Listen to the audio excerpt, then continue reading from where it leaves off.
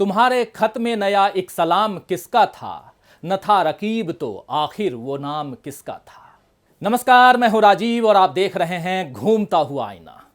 देश में अगले आम चुनाव यानी लोकसभा के चुनाव 2024 में होंगे, जिसके लिए लगभग 1.5-2 साल का वक्त अभी बाकी है। और देश में इस वक्त जो राजनीतिक माहौल बना हुआ है उसे देखकर यह कहा जा सकता है कि चुनावों की घोषणा से पहले ही केंद्र की सत्ता पर कब्जा करने की तैयारियां शुरू हो गई हैं।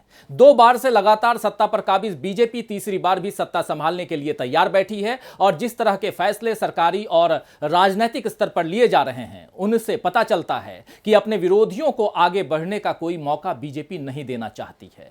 अपने दांव पेचों से, सत्ता की बिसात से कई मोहरों को बीजेपी ने बाहर कर दिया है, लेकिन राहुल गांधी नाम का राजनेता किसी भी तरह से परास्त नहीं हो पा रहा है। राहुल गांधी पर किसी चाल का, किसी दबाव का कोई असर ही नजर नहीं आ रहा है। जिस तरह शतरंज का वजीर अपनी शर्तों पर आगे पीछे दाएं बाएं जहां उसकी मर्जी वहां चलता है, वैसे ही चलता है, उधर ही जाता है। कुछ उसी बेखौफ अंदाज में राहुल गांधी देश की राजनीति में बढ़ते जा रहे हैं। उनके इर्द गिर्द के बहुत से प्यादों को अलग अलग चालों से बाहर कर दिया गया है। बार बार राहुल गांधी को यह एहसास दिलाया जा रहा है कि वो मात स्वीकार कर लें वरना बुरी तरह घिर जाएंगे। लेकिन राहुल गांधी न मात स्वीकार कर रहे हैं न झुक रहे हैं। दरअसल उनके लिए झुकना ही सबसे बड़ी हार होगी और लड़ते रहना, जूझते रहना आत्मसम्मान की जीत होगी। तो फिलहाल राहुल गांधी इस आत्मसम्मान के साथ एक राजनेता के तौर पर अपनी जिम्मेदारियों को निभाने में लगे हुए हैं। राहुल गांधी के विरोधियों का उन पर ताजा तरीन प्रहार गुलाम नबी आजाद को कांग्रेस से हटाना था। आप जानते ही हैं दोस्तों कि गुलाम नबी आजाद काफी अरसे से कांग्रेस से अपनी नाराजगी जाहिर कर रहे थे और फाइनली उन्होंने कांग्रेस की सदस्यता और सभी पदों से इस्तीफा दे दिया। इस इस्तीफे का राजनीतिक असर देर तक रहे, इसकी पूरी तैयारी जो है वो गुलाम नबी आजाद ने कर ली थी। उनका इस्तीफा 1-2 लाइनों का नहीं था बल्कि पूरे 5 पन्नों का था, जिसमें उन्होंने एक बड़े हिस्से में केवल राहुल गांधी की शिकायत की। गुलाम नबी आजाद के इस्तीफा देने के इस तरीके से समझ में आ जाता है कि उनका असली मकसद राहुल गांधी की छवि खराब करना था, ताकि राहुल गांधी 2024 के मुकाबले से पहले खुद को बाहर कर लें। तो सवाल उठता है कि आखिर राहुल गांधी के विरोधी उनसे इतना डरते क्यों हैं?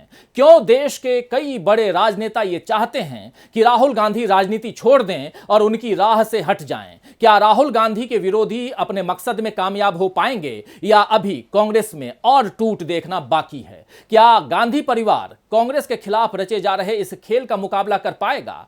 क्या अपने विरोधियों का मुंह बंद करने के लिए कांग्रेस के अध्यक्ष बने रहेंगे राहुल गांधी? और सबसे बड़ा सवाल यह कि आखिर कौन पड़ा है राहुल गांधी के पीछे? तो आइए दोस्तों, आज आईने की नजर से इन सवालों के जवाब तलाशने की कोशिश करते हैं। लेकिन पहले देख लेते हैं कि अपने इस्तीफे से राहुल गांधी पर गुलाम नबी आजाद ने क्या क्या आरोप लगाए हैं। शुक्रवार को कांग्रेस से अपनी नाखुशी और मायूसी जाहिर करते हुए गुलाम नबी आजाद ने पार्टी के सभी पदों से इस्तीफा दे दिया। 5 पन्नों का इस्तीफा गुलाम नबी आजाद ने लिखा है, जिसे इस्तीफे से अधिक शिकायतों का पुलिंदा कहना ठीक होगा। गुलाम नबी आजाद ने लिखा कि पार्टी के सभी वरिष्ठ और अनुभवी नेताओं को किनारे कर दिया गया है। अब अनुभवहीन चाटुकारों की मंडली पार्टी चला रही है। जाहिर है कि उनका इशारा राहुल गांधी पर था। सोनिया गांधी को संबोधित करते हुए आजाद ने लिखा है कि आपके नेतृत्व में और उसके बाद राहुल गांधी के नेतृत्व में 2014 से लेकर 2022 के बीच हम न सिर्फ 2 लोकसभा चुनाव हारे, बल्कि 49 विधानसभा चुनावों में से 39 में पार्टी को हार मिली। पार्टी को सिर्फ 4 विधानसभा चुनावों में जीत मिली। 6 राज्यों में वो सत्ताधारी गठबंधन में शामिल रही। आज की तारीख में पार्टी 2 राज्यों में सरकार में है और 2 अन्य राज्यों में कमजोर गठबंधन साझीदार है। आजाद ने सोनिया गांधी को अपने पत्र में नाम मात्र की अध्यक्ष बताते हुए कहा है कि सारे अहम फैसले राहुल गांधी कर रहे हैं, बल्कि उससे भी बदतर तो ये है कि उनके सिक्योरिटी गार्ड और निजी सचिव फैसले कर रहे हैं। कांग्रेस के भविष्य के लिए नाउम्मीदी जतलाते हुए आजाद का कहना है कि पार्टी अब ऐसी अवस्था में पहुंच गई है जहां से वापस लौटना संभव नहीं है। उन्होंने लिखा कि अब कठपुतली की तलाश हो रही है, लेकिन ऐसा चुना हुआ व्यक्ति कुछ भी नहीं कर पाएगा क्योंकि पार्टी तबाह हो चुकी है। उस व्यक्ति की डोर किसी और के ही हाथों में होगी। जाहिर है कि उनका इशारा अशोक गहलोत की ओर है, जिन्हें कांग्रेस का अध्यक्ष बनाए जाने की चर्चा चल रही है। राहुल गांधी पर कांग्रेस की हालत का इल्जाम लगाते हुए आजाद ने लिखा कि ये दुर्दशा इसीलिए हुई क्योंकि पार्टी के शीर्ष पर एक ऐसे आदमी को थोप दिया गया है जो गंभीर नहीं है। और पत्र के आखिर में लिखा कि पार्टी को भारत जोड़ो अभियान से पहले कांग्रेस जोड़ो अभियान चलाना चाहिए था। तो 5 पन्नों के आजाद के इस्तीफे का लब्बो लुआब यही है कि कांग्रेस अब दोबारा कभी मजबूत नहीं हो पाएगी, यानी एक तरह से कांग्रेस के खात्मे की भविष्यवाणी गुलाम नबी आजाद ने कर दी है। सोनिया गांधी के नेतृत्व में कांग्रेस ने न केवल 2 बार जीत हासिल की, बल्कि 10 साल सरकार चलाई और कई क्रांतिकारी फैसले देश हित में लिए, लेकिन उनको नकारते हुए गुलाम नबी ने सीधे यह बतला दिया कि सोनिया गांधी नाम की अध्यक्ष हैं, मात्र नाम मात्र की अध्यक्ष हैं, यानी सोनिया गांधी के इतने वर्षों के योगदान और त्याग को चंद लफ्जों में आजाद ने खारिज कर दिया है। और इस पत्र में जो बात सबसे प्रमुखता से उभर कर सामने आई है वो ये है कि गुलाम नबी आजाद को कांग्रेस पर राहुल गांधी के प्रभाव से सबसे ज्यादा तकलीफ है। राहुल गांधी को गुलाम नबी केवल अनुभवहीन नेता ही नहीं मानते, बल्कि वो उनकी समझ पर भी सवाल उठाते हैं और इसीलिए कहते हैं कि उनके फैसले वो नहीं बल्कि उनके सिक्योरिटी गार्ड और निजी सचिव यानी पीए ले रहे हैं। राहुल गांधी पर निजी हमले का यह तरीका नया नहीं है। अब तक बीजेपी और बीजेपी समर्थक लोग राहुल गांधी की छवि इसी तरह से खराब करते आए हैं, बल्कि सोशल मीडिया पर तो कई लोगों को इसी काम में लगाया गया है कि वो किसी भी तरह राहुल गांधी और कांग्रेस की छवि को खराब करें। लेकिन अब यह साफ नजर आ रहा है कि राहुल गांधी के खिलाफ अब कांग्रेस के भीतर भी माहौल तैयार करवाया जा रहा है। गुलाम नबी आजाद इसके उदाहरण मात्र हैं। खैर, आइए अब यह समझने की कोशिश करते हैं कि आखिर राहुल गांधी से उनके विरोधी इतना खौफ क्यों खाते हैं। पिछले 8 सालों से लगातार कौन सा नेता मोदी सरकार की नीतियों पर खुलकर बोलने या विरोध दर्ज कराने की हिम्मत दिखा रहा है? कौन सा नेता है जो किसी भी तरह से दबते या झुकते नहीं दिख रहा है? और कौन सा नेता है जिसके बारे में उसके विरोधी सबसे अधिक बातें करते हैं? तो जाहिर है कि इन सारे सवालों का एक ही जवाब निकलेगा, राहुल गांधी।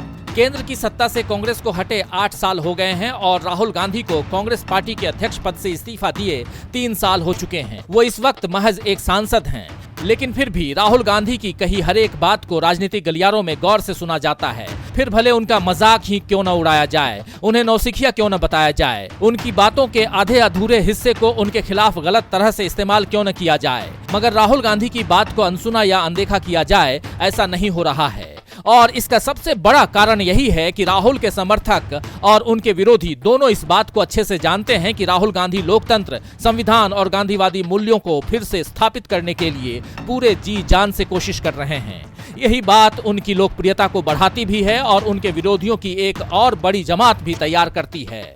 जिस दिन राहुल गांधी अपनी मुहिम में पूरी तरह से सफल हो जाएंगे, उस दिन भारत की तस्वीर काफी हद तक बदल जाएगी और ये बात कुछ लोगों के मकसद में बाधा खड़ी करेगी। फिर भारत को हिंदू राष्ट्र बनाने की बात नहीं होगी, सत्ता से असहमति रखने वालों को पाकिस्तान जाने की सलाह नहीं मिलेगी, संविधान की जगह मनुस्मृति का गुणगान नहीं होगा और न बात बात पर राष्ट्रभक्ति के सबूत मांगे जाएंगे।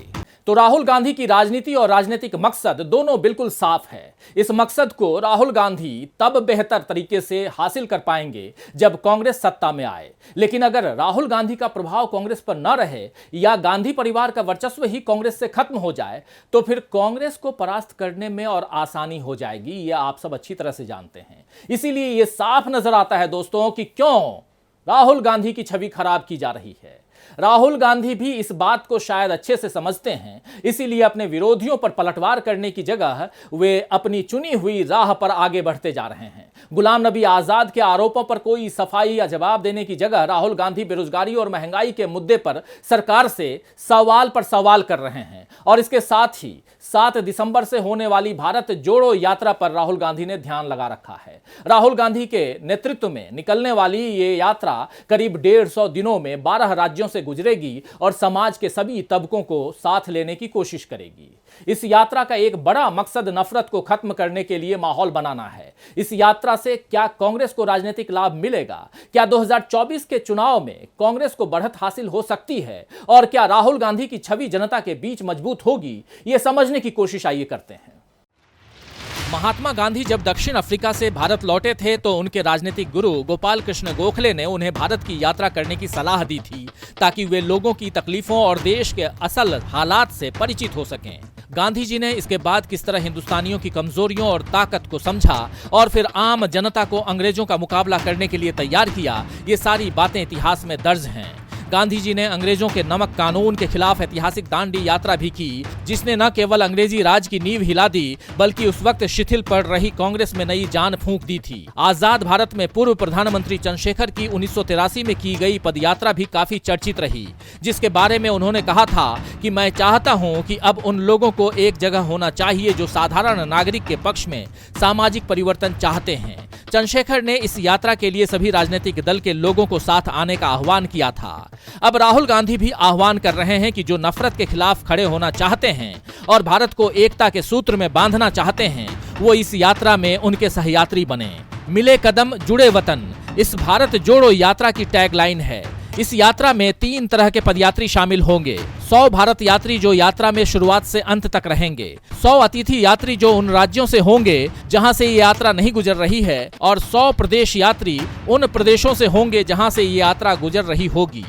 इस तरह 100 पदयात्री होंगे जो सुबह शाम रोजाना 3-3 घंटे चलकर 20 किलोमीटर का सफर तय करेंगे। राहुल गांधी बतौर भारत यात्री इसमें शामिल हो रहे हैं, यानी वो शुरू से आखिर तक यात्रा में बने रहेंगे और 12 राज्यों से गुजरने के अलावा उन राज्यों के लोगों के भी साथ होंगे जहां से यात्रा नहीं होगी।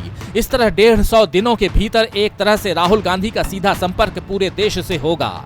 तो एक अरसे के बाद इस तरह कोई राजनेता, जननेता सीधे जनता के बीच लगातार होगा। वैसे तो सोशल मीडिया के जमाने में अब 24 घंटे हर पल अपनी बात लोगों तक पहुंचाई जा सकती है। वीडियो कॉन्फ्रेंसिंग के जरिए दूर दराज के इलाकों तक बैठक हो सकती है, लेकिन फिर भी एक सामाजिक प्राणी होने के नाते इंसान सीधे संपर्क से ही ज्यादा प्रभावित करता है, प्रभावित होता है।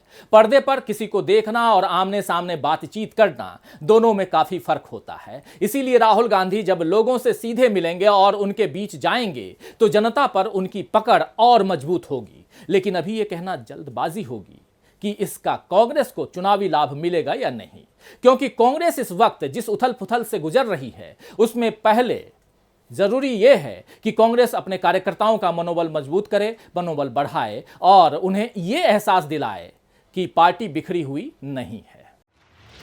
गुलाम नबी आजाद ने अपने इस्तीफे वाले पत्र के आखिर में ये बात लिखी है कि भारत जोड़ो अभियान से पहले कांग्रेस जोड़ो अभियान चलाया जाना चाहिए। जाहिर है कि वो लोगों को ये बात पहुंचाने की कोशिश कर रहे हैं कि कांग्रेस में बिखराव है। उनके इस्तीफे से पहले कांग्रेस से कुछ और बड़े नामों ने भी पार्टी छोड़ी है, जिनमें कपिल सिब्बल, कैप्टन अमरिंदर सिंह, हार्दिक पटेल, RPN सिंह, सुनील जाखड़ और अश्विनी कुमार जैसे लोग शामिल हैं। इनमें से कुछ का जनाधार मजबूत रहा और जिनका कोई जनाधार नहीं रहा, कांग्रेस ने उन्हें भी बड़े पद और जिम्मेदारियां सौंपी। लेकिन इन सब ने लगभग एक जैसी शिकायतों के साथ पार्टी छोड़ी कि उन्हें पर्याप्त सम्मान नहीं मिला या वो उपेक्षित महसूस कर रहे थे। गुलाम नबी आजाद ने तो सीधे ये कह दिया कि राहुल गांधी और सोनिया गांधी के नेतृत्व में कांग्रेस लगातार हार रही है, लेकिन उन्होंने ये नहीं बताया कि कांग्रेस को जीत मिले इसके लिए उन्होंने कब कितनी जिम्मेदारी से काम किया। अब जम्मू कश्मीर में चुनाव होने के संकेत मिल गए हैं और कांग्रेस ने उन्हें वहां का चुनाव प्रभारी बनाया था, लेकिन आजाद ने इस जिम्मेदारी से पहले ही किनारा कर लिया था। यही काम आनंद शर्मा ने हिमाचल प्रदेश में किया। आनंद शर्मा अभी कांग्रेस में ही हैं, लेकिन वो और उनके साथ मनीष तिवारी जैसे नेता जिस तरह बार बार राहुल गांधी का नाम लिए बिना उनकी मुखालफत करते नजर आते हैं, उससे अगर जल्द ही कांग्रेस में और टूट दिखे तो आश्चर्य नहीं है। तो पार्टी में जब भी किसी किस्म की टूट होती है तो कुछ देर की हलचल मचती ही है। पार्टी छोड़ने वाले नेताओं के समर्थक ये माहौल बनाते हैं कि उनके साथ कितना अन्याय हुआ और इसका ठीकरा आला कमान पर फोड़ा जाता है। कांग्रेस में इस वक्त ऐसा ही हो रहा है दोस्तों, और यही वजह है कि इस वक्त कांग्रेस को एक पूर्णकालिक अध्यक्ष की सख्त जरूरत है। अब तक राहुल गांधी का नाम ही ज्यादा लोग प्रस्तावित कर रहे थे, लेकिन राहुल गांधी इस पद के लिए अनिच्छुक दिख रहे हैं और अब अशोक गहलोत का नाम सामने आ रहा है। तो कौन बन सकता है कांग्रेस का पूर्णकालिक अध्यक्ष, आइए समझते हैं। राहुल गांधी ने 2019 में लोकसभा चुनाव में हार के बाद कांग्रेस के अध्यक्ष पद से इस्तीफा दे दिया था। उस वक्त उन्होंने लिखा था कि इसके लिए बहुत सारे लोग जिम्मेदार हैं, लेकिन अध्यक्ष के पद पर रहते हुए मैं जिम्मेदारी ना लूं और दूसरों को जिम्मेदार बताऊं, ये सही नहीं होगा। यानी राहुल गांधी ने खुद इस्तीफा दिया और वो चाहते थे कि पार्टी के अन्य जिम्मेदार लोग भी हार के लिए इस्तीफा दें, लेकिन ऐसा नहीं हुआ। राहुल गांधी के अलावा किसी ने अपनी जिम्मेदारी नहीं उठाई और उसके बाद भी RSS और बीजेपी की विचारधारा के खिलाफ जिस तरह राहुल गांधी खड़े रहे, उसमें उनका साथ बहुत कम वरिष्ठ नेताओं ने दिया। अब उनमें से कई नेता G23 में चले गए या फिर पार्टी ही छोड़ दी। इसीलिए शायद राहुल गांधी अब फिर से कांग्रेस का अध्यक्ष बनने तैयार नहीं हैं, बल्कि इसके पहले हुए पार्टी को जमीनी स्तर पर मजबूत करने में जुटे हैं। क्योंकि अध्यक्ष बनने के बाद उन्हें और बहुत सी दूसरी बातों में उलझना पड़ेगा। बीजेपी ने जिस तरह नेशनल हेराल्ड का मुद्दा फिर से उठाया है, उसमें भी उन्हें कानूनी शिकंजे में कसने की कोशिश हो रही है। और राहुल ये कतई नहीं चाहेंगे कि कांग्रेस के अध्यक्ष पद पर किसी तरह की उंगली उठे। इसीलिए अभी राहुल गांधी का फोकस कांग्रेस को मजबूत करने में है और पार्टी की कमान संभालने के लिए अशोक गहलोत का नाम आगे हो रहा है, जो न केवल कुशल रणनीतिकार और अनुभवी राजनेता हैं, बल्कि गांधी परिवार के करीबी और कांग्रेस के मूल्यों को समझने वाले इंसान हैं। तो राहुल गांधी अपने लिए और पार्टी के लिए क्या चाहते हैं, इस बारे में उनका नजरिया बिल्कुल साफ है। और यही उनके विरोधियों की सबसे बड़ी उलझन है कि वो लाख कोशिशों के बावजूद राहुल गांधी को उलझा नहीं पा रहे हैं। बहरहाल देखना दिलचस्प होगा दोस्तों कि कांग्रेस के अध्यक्ष पद पर कोई गैर गांधी बैठता है या फिर राहुल गांधी को एक बार फिर ये जिम्मेदारी उठानी पड़ेगी और पार्टी की स्थिरता और नेतृत्व की चुनौतियों के बीच भारत जोड़ो यात्रा क्या कांग्रेस में नई जान फूंकेगी, ये देखने का भी इंतजार हम सबको रहेगा। और इन सब के बीच क्या राहुल गांधी खुद को उस भंवर से बाहर निकाल पाएंगे जहां उन्हें फंसाए रखने की कोशिश लगातार हो रही है? क्या राहुल गांधी अपनी पार्टी के अंदर और बाहर बैठे उन लोगों को पहचान पाएंगे जो उनके पीछे पड़े हैं, ताकि कांग्रेस दोबारा खड़ी न हो पाए? खैर, शायर दाग दहलवी ने ठीक ही फरमाया है कि वफा करेंगे निभाएंगे बात मानेंगे, वफा करेंगे निभाएंगे बात मानेंगे, तुम्हें भी याद है कुछ ये कलाम किसका था। तो आज के लिए बस इतना ही, फिर मिलेंगे खबरों के नए आईने के साथ। तब तक देखते रहिए डीबी लाइव। नमस्कार।